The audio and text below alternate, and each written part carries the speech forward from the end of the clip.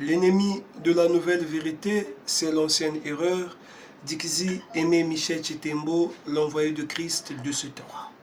Ce soir, nous allons continuer notre thème sur lequel nous sommes tentés de s'étaler.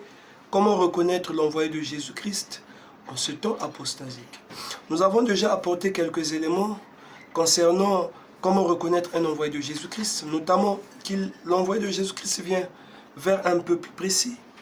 Il vient avec un message jamais connu, jamais prêché, qui ne contredit pas la nature. L'envoyé de Jésus-Christ aussi est consacré deux personnes. L'envoyé de Jésus-Christ n'est consacré deux personnes.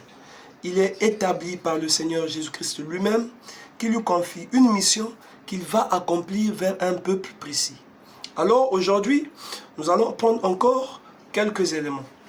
Nous constatons aujourd'hui la prolifération des pasteurs. C'est-à-dire qu'un pasteur qui se dit envoyé de Jésus-Christ établit son serviteur, son fils dans la foi, pasteur, apôtre, et lui demande d'aller ouvrir son église.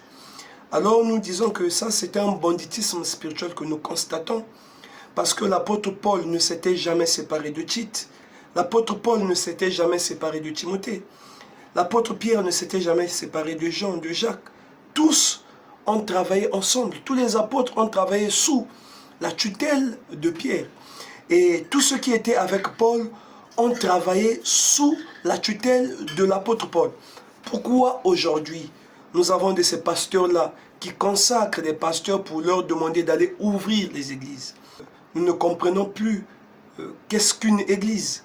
Et voilà qu'il y a maintenant aujourd'hui plusieurs pasteurs.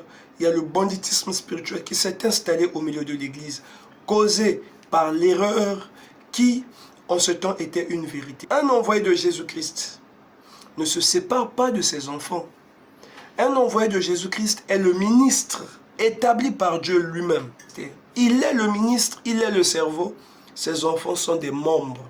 Et donc, il n'y a jamais eu un pasteur qui doit envoyer ses enfants ouvrir des églises. Dans la Bible, ça n'a pas existé avec Pierre, ça n'a pas existé avec Paul. Alors, pourquoi aujourd'hui? D'où viennent ces pratiques?